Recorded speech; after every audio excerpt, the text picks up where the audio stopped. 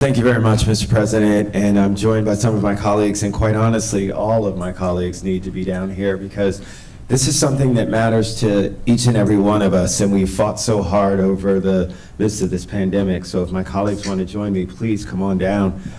We're joined today by some of our food council members, including our executive director, Heather Bruskin, and Kim McBride, our board chair. We've got Anne Marie Hart, bookbinder, Bezatena. We have Elizabeth Tuin.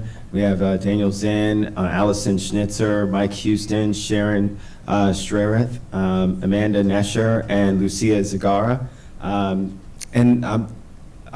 It takes so many people to really make sure that we feed a village, but you know, there's a quote that says, "Food is medicine, and let medicine be thy food."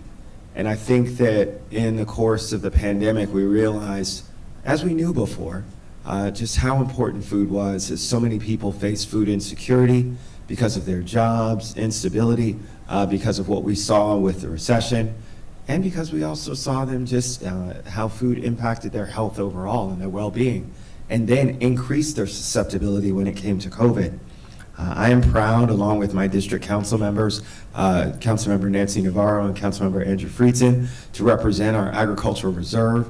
I just got back late last night from a national conference where we were talking about some of the importances and the things that we need to do to continue to stand up our farmers across these great United States, because we know how important food is for everyone. In fact, it's the reason why with great leaders like Heather Bruskin, we started the Farm Committee under the guise of COG. One of the things that Councilmember Navarro was a leader in terms of ensuring that we had this brand new committee that focuses on food resiliency in this Washington metropolitan area.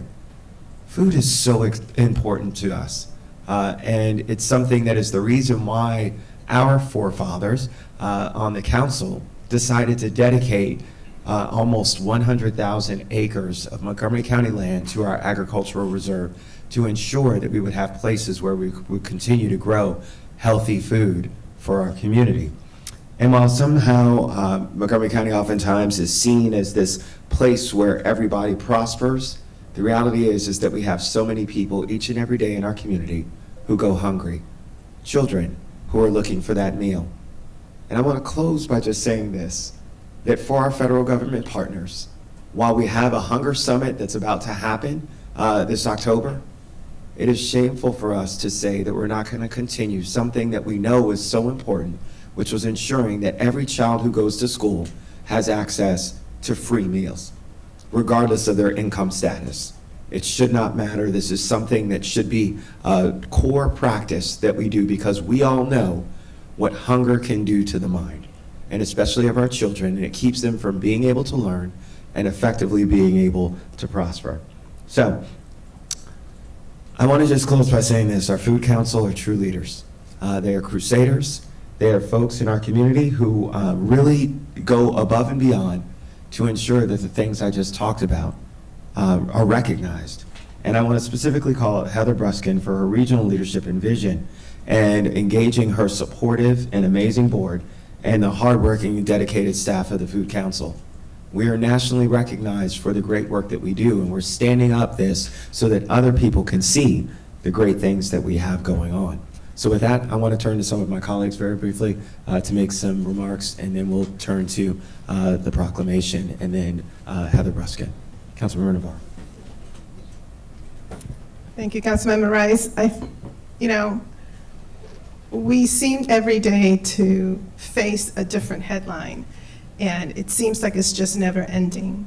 And to me, when I reflect on the lessons, particularly of the pandemic early in 2020, and as it continued on throughout the past 2.5 years, the first thing that I believe all of us had to face was this issue of food insecurity.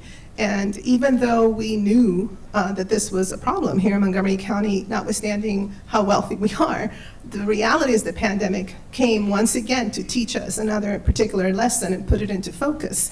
And we all remember those long lines that still exist, but particularly how crucial it was for all of us to come together very quickly. However, we would have not been able to respond appropriately if it had not been for the infrastructure that was already there. with leaders in the Food Council, with so many nonprofit organizations, with so many people who have been working on this issue before. And so our job was just to quickly enhance and leverage that. And this is what we did, but it's not over. As it just been described, this continues to be an issue. So it is important to highlight it. Again, it is so important that we also have this asset of the agricultural reserve, but we have to stay true to this, and we cannot forget the lessons that this pandemic has come to teach us, because I believe that this new way of addressing issues is going to require that kind of innovative leadership. And so I want to congratulate and thank everyone who brought us to this point, and for everything that everyone is going to do moving forward. Thank you. Thank you. Next, we'll hear from one of our other district council members representing the Ag Reserve, Councilmember Friedson. Thank you so much to Councilmember Rice for having this recognition, to the Food Council for 10 extraordinary years. All the problems that we face in Montgomery County can be solved by the people in Montgomery County. The solutions are all around us, and that is not more true than in food. We have more than enough food to feed everybody in Montgomery County. The question is, do we have the connections? Do we have the partnerships? Do we bring people together enough to make sure that we don't leave anybody behind? And the Food Council has been at the forefront of making sure that we are connecting the assets and the people and the parts of our community to build the type of safety net that we want and expect. When we talk about the basic needs in life, food, shelter, and clothing, food comes first.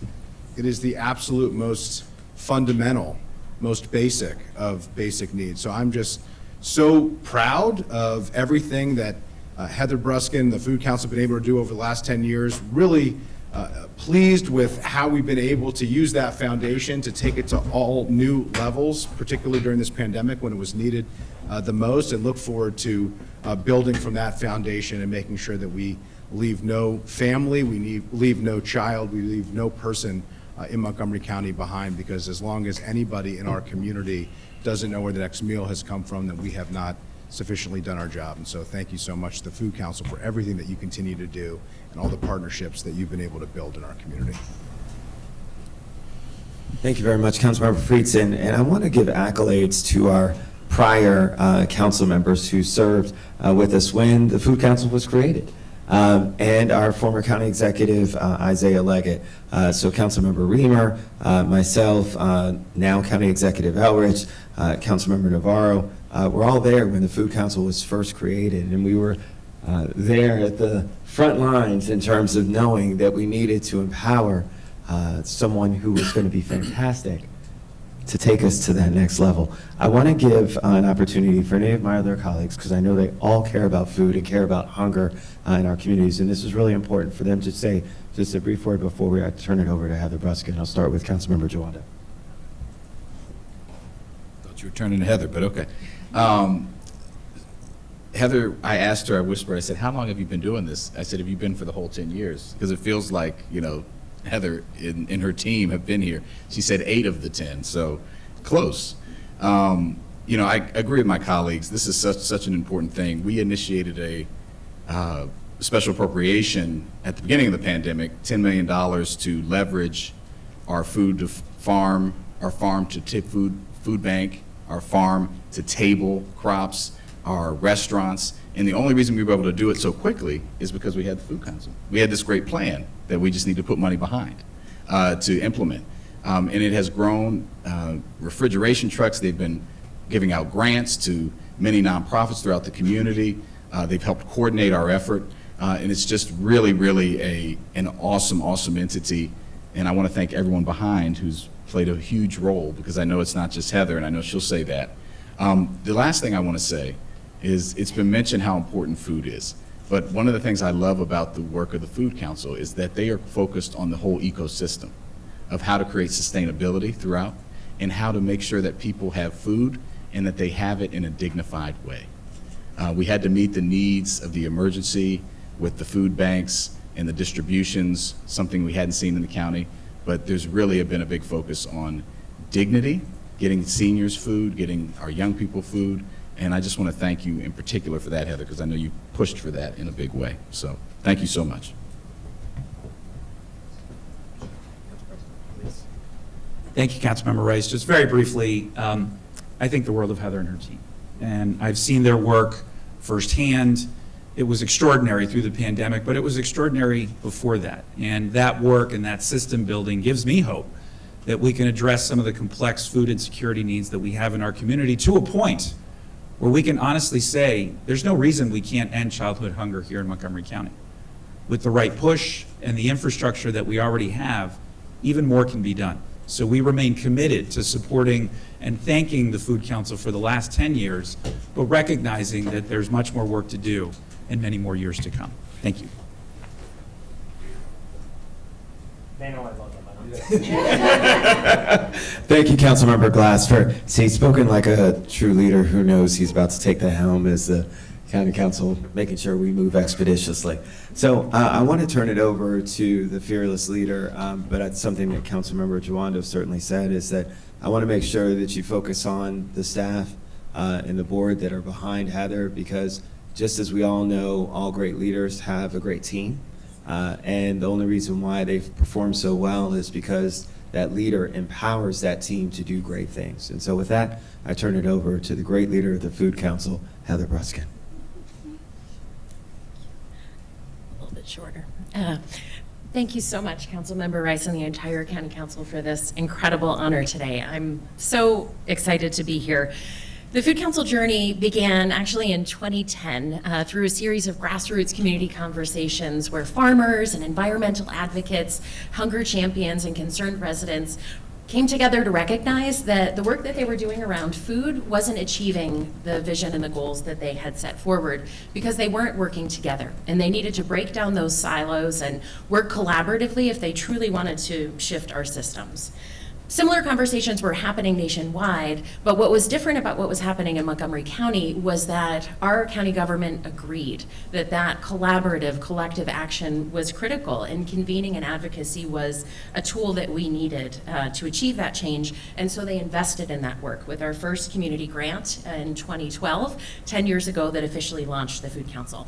So as Councilmember Jawando already shared, I joined a couple years later in 2014. I was the fourth part-time coordinator that was hired in the first 2 years. So there were definitely bumps along the road, but we progressively grew and evolved, and we added critical staff and partners along the way, ultimately becoming an independent nonprofit in 2018. The depth and the breadth of our work, unfortunately, was required to expand dramatically during COVID, where we now have over 2,000 business, nonprofit, government agency, community, and philanthropic partners engaged in our work, and a professional team of 12 incredible, talented people, many of whom are with me here today. We're now one of the largest of over 300 food councils nationwide, and we regularly provide guidance to establish new food councils across the country. So what's the recipe for our success? Pardon the food pun, but we have a government that values the leadership and insight of our community and invests in system building and collective impact in partnership with people and organizations. And that investment has led to incredible progress building sustainability, equity, and resilience in our food system through addressing economic opportunity, resident assistance needs, education, and protection of our natural resources in an interconnected way. So we've created policy change that fights food waste and has established a robust, diversified organic food waste composting infrastructure. We've launched a Moco Made program that highlights over 80 farms and food and beverage businesses that are bringing jobs and creating greater food production right here in our county. We're building the capacity of a robust food assistance provider network of over 100 organizations in implementing a 5-year strategy that's a national model for fighting hunger in a government-led initiative. And we're amplifying the voice and expertise of our local residents to inform issues from the neighborhood to the federal level through our Food Security Community Advisory Board, our Advocacy Action Network, and extensive resident listening sessions and surveys. And most importantly, we've invested over $30 million in both private and public funds in the past 2 years alone in both critical and emergency food programs alongside innovative initiatives that are making us stronger for future crises. And now with the Office of Food System Resilience, we're making permanent some critical government community partnerships that evolved during the pandemic to make this work, that much work lies ahead, to take it to the next level. The impact extends beyond our county's borders. We've been a leader in establishing both a new statewide food council and a permanent board on food issues through the Regional Council of Governments. But the best part is that these are collective accomplishments. It's not just the Food Council's work or our county government's work. It's due not to one or a few people or organizations, but all of us together. Our combined efforts are leading us forward on a path to truly transform our local food system, and it's all made possible by a county government and a community working together, not only dreaming big, but also working hard, strategically and creatively, in partnership towards our shared vision for our county. And I want to thank each and every one of us who have all played a role in making that happen. So thank you very much for this opportunity today.